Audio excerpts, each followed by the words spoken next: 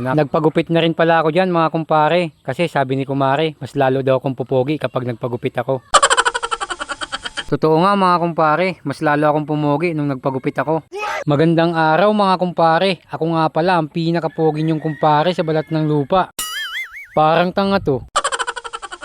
Dahil nga brand out ngayong araw mga kumpare ay naisipan namin gumala. Pupunta kami ng SM para magpalamig. Bago pala kami pumunta ng SM ay pinagupitan ko na muna itong dalawa kong anak. Nagpagupit na rin pala ako dyan mga kumpare. Kasi sabi ni kumare, mas lalo daw akong pupogi kapag nagpagupit ako.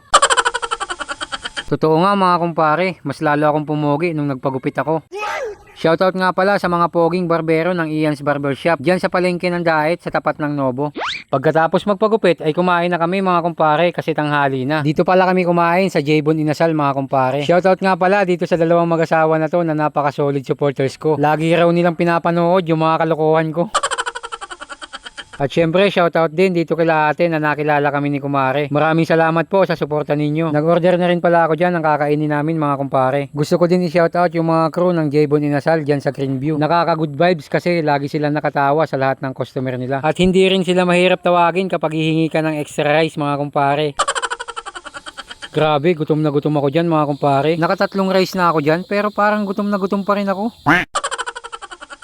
Hindi pala naubos ng tatlong anak namin yung ulam nila. Kaya ipinabalot na lang namin. Sayang naman kasi kung iiwanan lang namin. Pagkatapos kumain ay pumunta na kami ng SM. Marami ding tao ngayon sa SM kasi nga brand out. Dito rin sila nagpapalamig. Pagkapasok namin ng SM ay dumiretso kami sa third floor para makapaglaro yung mga bata. Shoutout dito kay ate na nakilala ako at nagpa-picture. Maraming salamat po sa suporta. At syempre shoutout din dito kila ate na nakilala din ako. Maraming salamat po sa inyo. Excited na excited yung mga anak ko na maglaro. Bihira lang kasi silang makapunta sa mga ganitong lugar. Gawa ng dati ay kapos talaga kami sa budget. Kaya naman ngayong kumikita na kami sa pagbablog ay nagagawa na namin gumala. Kaya maraming salamat po sa suporta ninyo mga kumpare. Sana po huwag kayong magsawa at patuloy nyo po kami suportahan ni kumare. Hindi na nakatiis si kumare mga kumpare. Nakipaglaro na din sa mga bata. Nainggit ako dyan mga kumpare kaya nakipukpok na rin ako dyan sa nilalaro nila. Grabe, ang sarap talaga ulit maging bata mga kumpare. Habang naglalaro ako dyan mga kumpare ay may nakakilala na naman sa akin. Si Pogi daw ako kaya magpapapicture daw siya kay Pogi. Shoutout sa iyo ate, maraming salamat po sa suporta. Pagkatapos namin maglaro ay kumain muna kami ng ice cream sa labas mga kumpare. At pagkatapos ay umuwi na kami. So paano mga kumpare, hanggang dito na lang yung vlog namin. Maraming salamat sa suporta ninyo. Huwag nyo kalimutan mag-like, comment and share mga kumpare. Maraming salamat.